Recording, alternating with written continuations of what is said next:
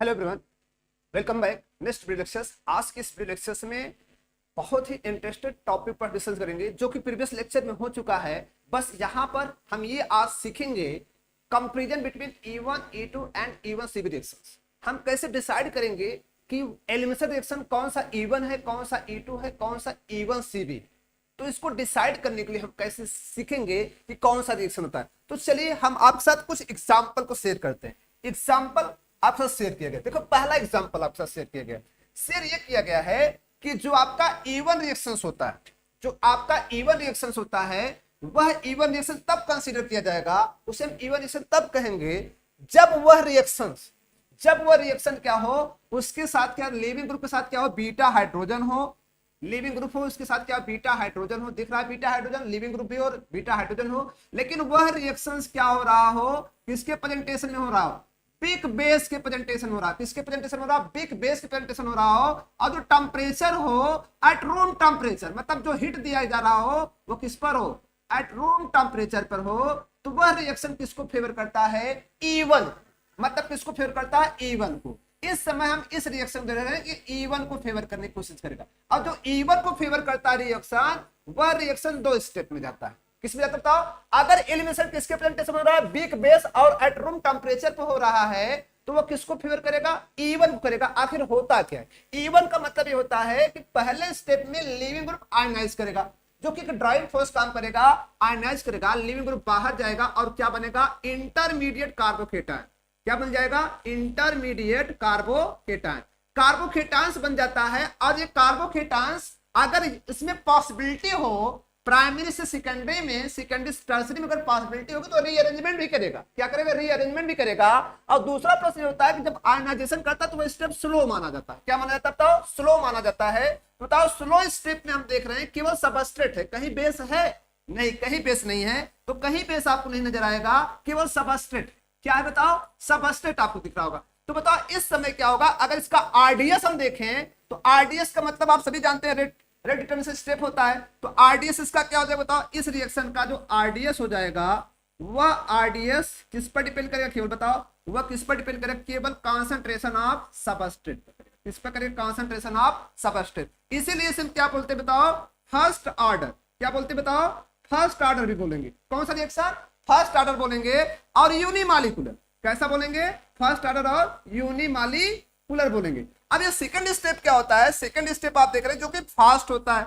अब क्या होता है, सेकंड स्टेप में कार्बोकेटायन साथ कौन रिएक्शन कर जाता है, बेस। बेस क्या करता है, बीटा हाइड्रोजन पर अटैक करके क्या बना देता है, पीएच ग्रुप में बाहर चला जाता है। और ये हाइड्रोजन यहाँ पर किसमें कन्वर्ट हो जाता है, double bond, that is alkene बन जाता है। तो मिला के बताओ E1 रिएक्शन कब होता है, E1 रिएक्शन उस कंडीशन पे होता है जब क्या हो, कोई बिग बेस हो और एट रूम टेम्परेचर पर रखा गया हो। तो सबस्ट्रेट क्या करता है, अपने अल्फा पोजीशन से लिविंग ग्रुप हाइलाइट ग्रुप में जर्नी पर सोच रहिएगा, समझिएगा हाइलाइट की बात ही कर रहे हैं। और बीटा क्या होता है, हाइड्रोजन रिमूव्ड हो जाते हैं। लेकिन ये रिएक्शन दो स्टेप में जाता है। फर्स्ट स्टेप जो होता है स्लो होता है, कार्बोकेटायन बनाता है, ठीक है, उसमें स्लो होता है। और जिस स्टेप में केवल सबस्ट्रेट पार्टिसिपेट होता है, बेस पार्टिसिपेट नहीं होता, इसलिए इसे यूनिमॉलिक्यूलर और फर्स्ट ऑर्डर रिएक्शन कहते हैं। और जो सेकंड स्टेप होता है, इसमें इंटरमीडिएट कार्बोकेटायन बेस के साथ रिएक्शन करके क्या बना देता है, एल्कीन में कन्वर्ट हो जाता है। किसमें चला जाता है, एल्कीन। नाउ सेकंड सिचुएशन क्या होती है कि जब यही एलिमिनेशन रिएक्शन एज लाइक यही सबस्ट्रेट, ये एलिमिनेशन किसके प्रेजेंटेशन हो रहा हो, स्ट्रॉन्ग बेस। किसके प्रेजेंटेशन हो रहा हो बताओ, स्ट्रॉन्ग बेस। और हीट क्या हो, हाई टेम्परेचर। क्या हो, हाई टेम्परेचर हो। तो ऐसी सिचुएशन में लिविंग ग्रुप और बीटा हाइड्रोजन दोनों एक साथ बाहर जाएंगे। और जब दोनों एक साथ बाहर जाते हैं तो ऐसे स्टेप में जो कि स्लो स्टेप माना जाता है, और क्या दोनों एक साथ बाहर जाते हैं, किसका फॉर्मेशन कहते हैं, ट्रांजिशन स्टेट। ट्रांजिशन स्टेट का मतलब क्या होता है, बेस बीटा हाइड्रोजन पर अटैक करेगा और क्या बनेगा, बॉन्ड का फॉर्मेशन करेगा, लिविंग ग्रुप बाहर जाएगा, बॉन्ड ब्रेक करेगा। मतलब जब क्या होता है, ट्रांजिशन स्टेट उसको बोला जाता है जब बॉन्ड ब्रेकिंग और बॉन्ड फॉर्मेशन दोनों क्या हो, टेक प्लेस साइमल्टेनियसली तो वहां ट्रांजिशन स्टेट बनता है।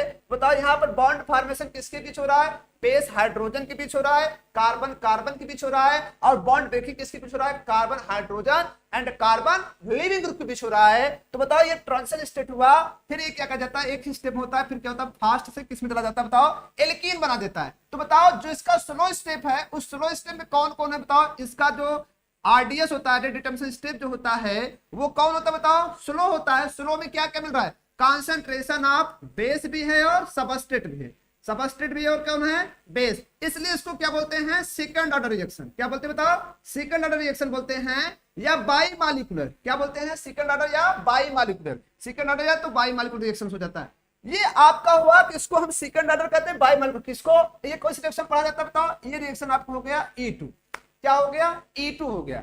अब नेक्स्ट मैं आपके साथ और शेयर करूंगा, एक पॉइंट और आपके साथ शेयर कर देता हूं। अगला पॉइंट क्या होता है कि अगला जो हमारा रिएक्शन है जिसको हम A1CB कहते हैं, जो A1CB रिएक्शन होता है वह स्पेशल टाइप के सबस्ट्रेट में केवल देखा जाता है, स्पेशल टाइप के सबस्ट्रेट में केवल देखा जाता है। आखिर कैसे सबस्ट्रेट हो जिसमें पाया जाता है, उस टाइप के सबस्ट्रेट में पाया जाता है जिस सबस्ट्रेट में पूवल लिविंग ग्रुप हो और मोर एसिडिक हाइड्रोजन हो, पूवल लिविंग ग्रुप हो और मोर एसिडिक हाइड्रोजन हो।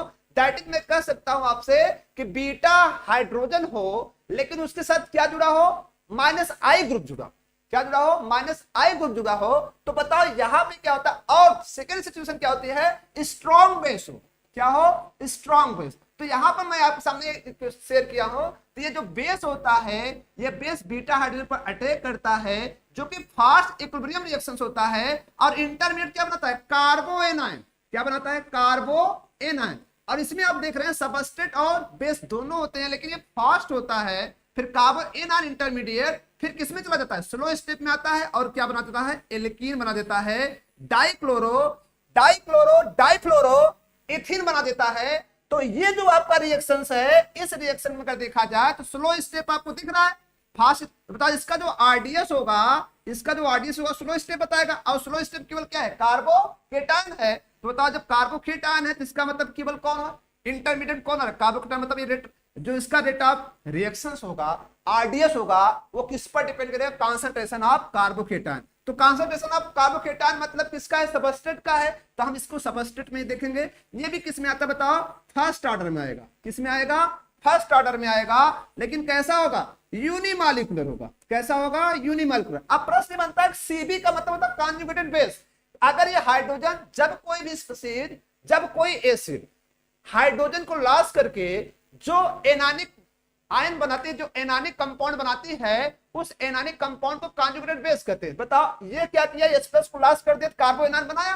तो ये कार्बो एनायन को क्या बोलते हैं, कॉन्जुगेटेड बेस भी कहते हैं। क्या कहते हैं, कॉन्जुगेटेड बेस। तो बताओ इसका मतलब ये जिसका आरडीएस है किस पर डिपेंड कर रहा है, समझ लो जो हमने यस लिखा था उसको आप मान लो क्या है, कॉन्जुगेटेड बेस की कॉन्सेंट्रेशन डिपेंड है। अब कॉन्जुगेटेड बेस कॉन्सेंट्रेशन डिपेंड होने की वजह से इसे फर्स्ट ऑर्डर क्या बोलते हैं, फर्स्ट ऑर्डर या unimolecular CB reaction, unimolecular CB reaction कहते हैं। That is E1CB reaction, E1 conjugated base elimination reaction बोलते हैं, इसलिए बोलते हैं। ये तो इतनी बात हो गई कि हम कैसे डिसाइड करें कौन सा E1 है, कौन सा E2 है, कौन सा E1CB है। अब इसके साथ साथ हम थोड़ी सी और बात करते हैं, और बात ये करते हैं कि जो आपको और हम आपको बताते हैं इसमें और क्या होता है, और आप बताइए। चलिए इस पर हम डिस्कशन करते हैं। डिस्कशन ये होता है कि जो E1 होता है और ये E2, और आप पर क्या है बताओ, E1CB। बताओ ये कितने स्टेप वाला होता है, ये 2 स्टेप होता है। बोलो जी, 2 स्टेप रिएक्शन है। ये कितने स्टेप वाला है, 1 स्टेप है। बोलो है कि नहीं, 1 स्टेप है। ये भी कितने स्टेप वाला बताओ, ये भी कितने स्टेप वाला है, 2 स्टेप वाला है। बोलो 2 स्टेप बताओ। फर्स्ट स्टेप इक्विलिब्रियम होता है, ठीक है। तो 2 स्टेप, 1 स्टेप और 2 स्टेप। अगला प्रश्न बताओ, ये कैसा होता है, यूनिमॉलिक्यूलर। बोलो होता है कि नहीं। ये कैसा होता है, बाई मॉलिक्यूलर। बोलो बाई मॉलिक्यूलर मतलब क्या होता है, बेस और सबस्ट्रेट दोनों डिपेंड करता है। ये भी क्या होता है, यूनिमॉलिक्यूलर होता है। क्या होता है, यूनिमॉलिक्यूलर होता है। बोलो होता ही नहीं। अगर इसको देखें, इसका ऑर्डर ऑफ रिएक्शन क्या होता है, फर्स्ट ऑर्डर होता है। ये क्या होता है, सेकंड ऑर्डर होता है। और ये भी कैसा होता है, फर्स्ट ऑर्डर। बोलो फर्स्ट ऑर्डर होता है नहीं बताओ, ये भी फर्स्ट ऑर्डर होता है।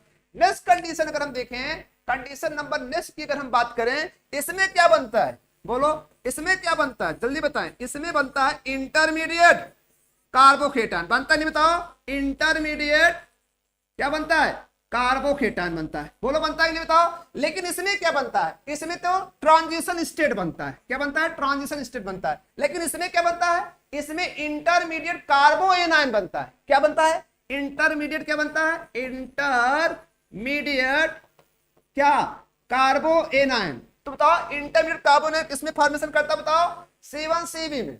अब अगला प्रश्न देखो, C1CB को अगर बात करें, नाउ 5 पॉइंट की बात करेंगे। जो 5 पॉइंट होगा रिएक्टिविटी को लेकर होगा, किसको लेकर होगा, रिएक्टिविटी को लेकर होगा। तो यहां पर हम आपको बताएंगे जो टर्सरी होता है एल्कील हैलाइड, वो more reactive compare to secondary, फिर मोर देन क्या होता है प्राइमरी, क्योंकि हमने फैक्ट पढ़ चुका है E1 की भी रिएक्टिविटी क्या होती है, टर्सरी में ज्यादा होती है, और E2 को भी क्या होती है, ज्यादा होती है, टर्सरी सेकेंडरी एंड प्राइमरी। लेकिन इसमें क्या होता है, E1CB तो कुछ पार्टिकुलर ही सबस्टेंस में होता है, कुछ पार्टिकुलर सबस्टेंस में ही ये पाया जाता है, तो इसके लिए हम कोई विशेष बात नहीं करेंगे, ठीक है। नाउ 6 पॉइंट के लिए हम बात करेंगे, 6 पॉइंट के लिए मैं बात करेंगे कि अगर वो प्राइमरी है, ध्यान समझिएगा, अगर वह, ध्यान समझिएगा कि जो आपका E1 होता है वो सेटजेप प्रोडक्ट देता है, कौन देता है बताओ, सेटजेप। सेटजेप का मतलब ये क्या देता है बताओ, ये आपका देगा सेटजेप एंड हाफमान, ये सेटजेप भी देता है और कौन देता है बताओ, हाफमान भी देता है, सेटजेप भी देता है और हाफमान। दैट इज ये रेडियो सिलेक्टिव होते हैं, रेडियो सिलेक्टिव होते हैं। बताओ इसी को हम क्या बोलते हैं, रेडियो सिलेक्टिव बोलते हैं, रेडियो सिलेक्टिव। रेडियो सिलेक्टिव का मतलब जो डायरेक्शन बताता है, किस डायरेक्शन से बीटा हाइड्रोजन क्या होगा, एलिमिनेट करेगा। अगर वहां पे 2 बीटा कार्बन हो और दोनों बीटा के पास हाइड्रोजन अलग अलग हो, सेटजेप ने बताया था उस बीटा कार्बन से हाइड्रोजन एलिमिनेट करेगा जिसके पास हाइड्रोजन कम हो, और हाफमान ने बताया था जिसके पास हाइड्रोजन ज्यादा हो। तो बताओ यहां पर जो E1 होता है सेटजेप देता है, लेकिन E2 सेटजेप भी देता है और हाफमान देता है। हाफमान किस पर डिपेंड करता है, हाफमान डिपेंड करता है nature of substrate, nature of base, बोलो, and nature of leaving group. तो हाफमान क्या होता है, हाफमान क्या होता है, लेस सब्स्टिट्यूटेड एल्कीन होता है। लेकिन जो आपका सेटजेप होता है मोर सब्स्टिट्यूटेड एल्कीन होता है, दैट इज ये एल्कीन जो होगा वो बल्कि होगा। अब बताइए इसमें जो होता है हमेशा ऑलवेज क्या बनता है, हाफमान ही बनता है। कौन बनता है बताओ, हाफमान प्रोडक्ट बनता है। किसमें बताओ, इसमें जो होता है, जो आपका E1CB होता है उसमें केवल कौन बनता है, हाफमान प्रोडक्ट ही बनता है। लेकिन इसमें क्या होगा, E1 सेटजेप होगा। नेक्स्ट पॉइंट को हम देखेंगे, पॉइंट नंबर नेक्स्ट आपके साथ शेयर करेंगे 7 पॉइंट। 7 पॉइंट अगर हम बात करें, ये जो रिएक्शंस होता है स्टीरियो, जो इसका स्टीरियो सेलेक्टिव भी नहीं होता और न ही क्या होता है स्टीरियो स्पेसिफिक, ये नहीं होता। लेकिन आपका जो ये होता है E2 जो होता है स्टीरियो स्पेसिफिक भी होता है, स्टीरियो सेलेक्टिव होता है, लेकिन इसमें ऐसा कुछ नहीं होता। तो स्टीरियो सेलेक्टिव स्टीरियो स्पेसिफिक का हमने शॉर्ट वीडियो लेक्चर्स अपने चैनल पर प्रोवाइड किया है, उसे